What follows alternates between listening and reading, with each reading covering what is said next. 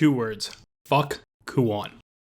My name is James, and we are back for another Blue Lock Saturday, Sunday, whatever day you're checking out both this and the newest episode. I like to do every episode with a bit of, common thoughts initially, and then jump right into the recap. This week's episode, I really want to talk about how we have an absolute, potentially top 10 anime betrayals that I've ever seen in a sports anime.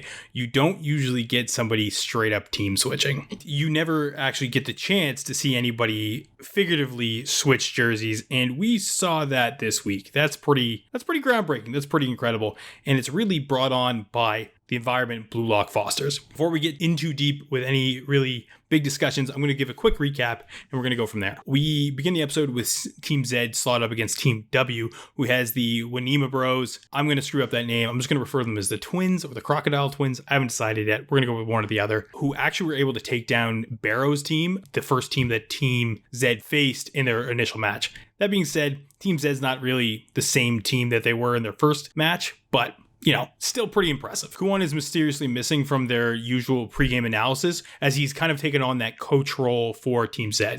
Instead, it's led by Iman, the team unfortunate goalie, who is just trying to help out and take a leadership role. The match begins with the twins monologuing and basically able to make quick work of Team Z's defenders and actually almost score a goal if it wasn't for our main character, our boy Isagi. Things change dramatically when Kuon is actually able to not score one, but two, but three goals in rapid succession. A hat trick is not, it's a feat regardless, but in the way he did it, in the speed he did it, that's insane. That's friggin' next level. On the flip side, though, immediately after that, Kuon has suspicious play after suspicious play of fumbles that players of their caliber wouldn't typically make. It's incredibly suspicious, and Isagi immediately starts feeling like something's wrong. On top of that, when it's Isagi's, Kunigami's, and Bakiara's turn to use their 30 minutes to try and make plays, the other team, Team W, is incredibly fluid in reading what they're trying to establish, and Isagi has this feeling of dread kind of wash over him that something is wrong, something was leaked. And then he pieces it all together that Kuon both coordinated with Team W and is effectively sabotaging their team at the same time, revealing their playbook, all their weapons, their strengths, their weaknesses, everything. Raiji's ready to kill the guy, understandably so, and basically the two twins and Kuon mount the attack against Team Z. We're faced with a 12-on-10. It's pretty incredible. It's, again, something you don't usually see in sports anime. So that's a big thing I want to talk about, is what Blue Lock does differently than other sports animes, who really try and encompass that power of friendship and camaraderie, pushes you over the edge against adversaries that are otherworldly or way outside your realm, somebody you shouldn't be able to beat normally. Blue Lock takes that same idea and flips it on its head and says, no, we're not going to have friendship. We're not going to have that power of camaraderie. Yes, it's there, obviously, because we do see Isagi kind of bonding with Chigiri, but again, it's still with that connotation of, I'm doing this so I can win, not because I want to make you feel better. Everybody's really gunning for themselves, and I think that's crazy. On top of that, we see somebody figuratively switching jerseys. We see a 12-on-10, something, again, you don't see in any other sports animes because they're usually based in a nationals or high school setup, which really doesn't facilitate any kind of massive betrayal like that. Or is it legal? On top of that, the reasoning for the betrayals are typically, petty or like personality motivated, something like that.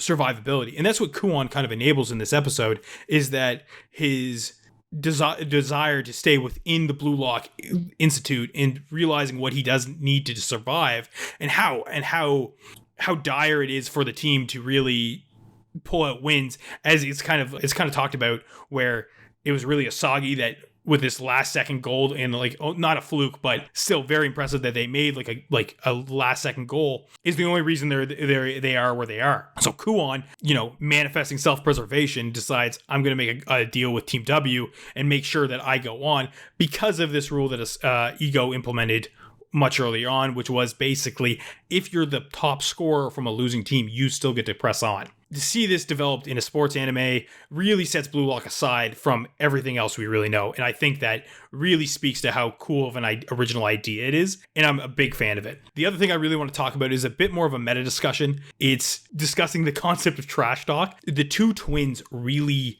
hammer home Chigiri. It's basically only one tin, but they play off each other about Chigiri and him being the glass genius.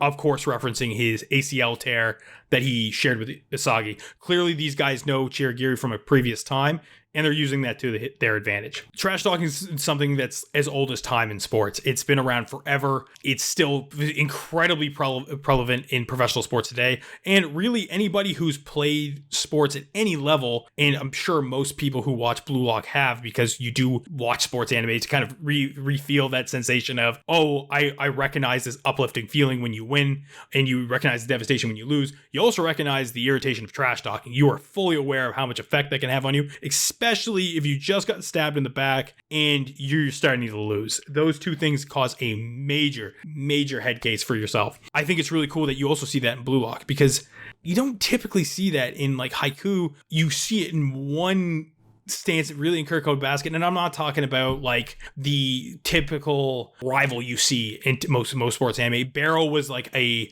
great archetype for this, because that's what exactly what he did. Really talks about himself and talks about how he's better, but doesn't actually take shots. They're two kind of different ways of like insulting somebody, but you see the latter much more common in sports anime than the former, which is actually taking digs at somebody for things that have happened to them in the past. So I'm very happy that you do see that, because I feel like it was something missing in a lot of sports anime. I'm a big fan of Brad Marchand, and he's the king of this. So to see this worked into a medium that I'm a very big fan of, it's sick. Top 10. Great. I'm pumped to see really what comes from this. If there is further trash talking down the road, that'd be kind of sick. But I'm just honestly, at this point, I'm glad it's been included in this area, in this scene. Sorry. So we have all these devastating things one after another for Team Z. You have a 12-on-10.